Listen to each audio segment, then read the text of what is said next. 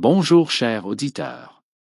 Voici le résumé de la leçon 11 du deuxième trimestre 2023. Un grand merci à nos abonnés pour leur soutien. Un merci particulier à ceux qui nous ont envoyé des commentaires sur la façon dont nous pouvons améliorer la qualité de nos vidéos. Si c'est la première fois que vous regardez cette chaîne, veuillez vous abonner et cliquer sur l'icône du pouce levé pour aimer cette vidéo afin d'être averti lorsqu'une nouvelle vidéo est publiée. Le sujet de cette leçon. Le sceau de Dieu et la marque de la bête, partie 1. Le verset à mémoriser est l'Apocalypse, chapitre 72, versets 2 et 3. Puis je vis un autre ange qui montait de l'Orient, et qui avait le sceau du Dieu vivant. Il cria d'une voix forte aux 4 anges à qui il avait été donné de faire du mal à la terre et à la mer, en disant, ne faites pas de mal à la terre, ni à la mer, ni aux arbres, jusqu'à ce que nous ayons marqué du sceau les serviteurs de notre Dieu sur leur front. Chers auditeurs, le message du troisième ange est le plus long. Il s'agit d'un avertissement contre l'adoration de la bête et la réception de sa marque, ainsi que d'un message sur la patience ou la persévérance des saints. Les saints sont ceux qui restent fidèles à Dieu dans le contexte du conflit entre le bien et le mal. Ce message doit être étudié dans le contexte des événements d'Apocalypse 13. Ce message doit être étudié dans le contexte des événements d'Apocalypse 13. Dans cette leçon, nous aborderons les points suivants, la persévérance des saints, l'observation des commandements. Gardez la foi en Jésus. Les problèmes auxquels les saints seront confrontés, ne pas recevoir la marque. Suivre l'agneau et s'opposer à la puissance blasphématoire. La persévérance des saints. Garder les commandements. Cela demande la patience de la part du peuple de Dieu qui garde ses commandements. Apocalypse 14, verset 12. Pourquoi les saints ont-ils besoin d'endurance? Jésus nous a prévenus que nous serions haïs de tous à cause de son nom. Nous devons rester fermes lorsque ce moment viendra. Pourquoi seront-ils haïs?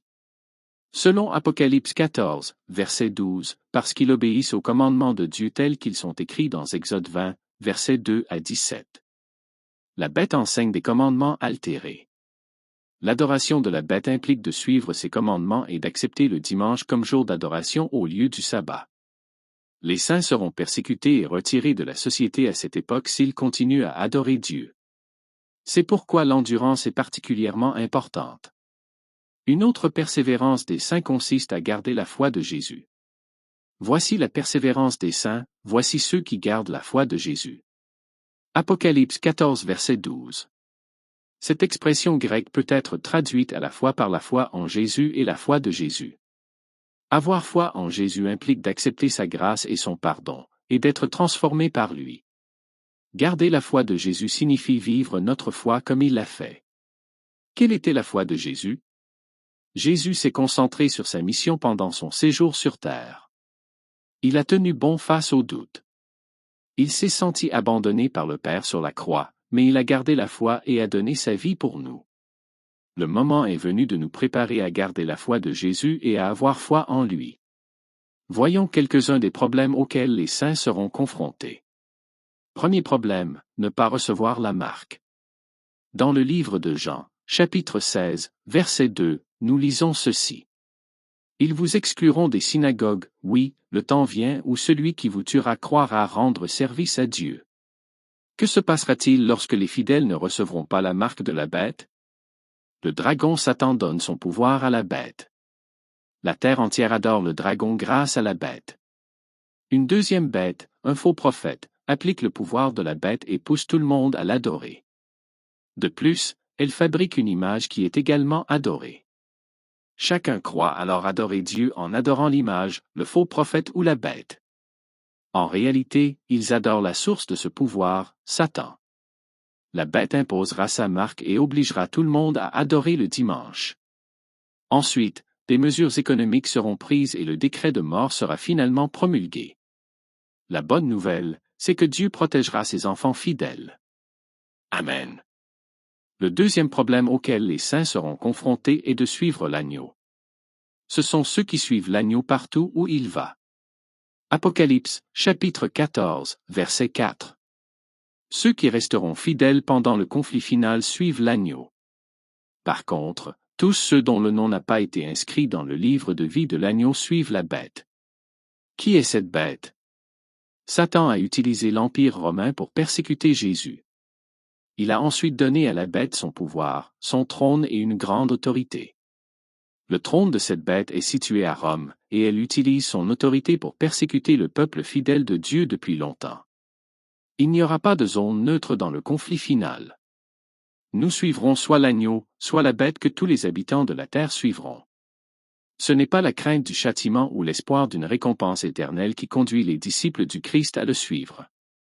Ils contemplent l'amour incomparable du Sauveur, révélé tout au long de son pèlerinage sur terre, de la crèche de Bethléem à la croix du Calvaire, et sa vue attire, adoucit et subjugue l'âme. L'amour s'éveille dans le cœur des spectateurs. Ils entendent sa voix et le suivent. Dernier point. S'opposer à la puissance blasphématoire. Il lui fut donné une bouche qui proférait de grandes choses et des blasphèmes. Apocalypse chapitre 13 verset 5. Jésus a été accusé de 2 types de blasphème, pardonner les péchés et se faire Dieu. Jésus ne blasphémait pas, car il était Dieu. Cependant, quiconque prétend faire les 2 choses sans être réellement Dieu est blasphémateur. L'Église romaine enseigne que les prêtres peuvent pardonner les péchés. En outre, elle enseigne que son chef le plus important prend la place de Dieu sur terre. Dans le livre des grandes lettres encycliques du pape Léon XIII, à la page 193, nous lisons ceci. Nous, les papes, occupons sur cette terre la place de Dieu Tout-Puissant. Ce pouvoir blasphématoire obligera tout le monde à l'adorer. Dieu ne demande pas une adoration forcée mais une adoration sincère. Chers auditeurs, il y a 2 grands principes, l'un de loyauté, l'autre de déloyauté. Nous avons tout besoin d'un plus grand courage chrétien, afin de pouvoir lever l'étendard sur lequel sont inscrits les commandements de Dieu et la foi de Jésus.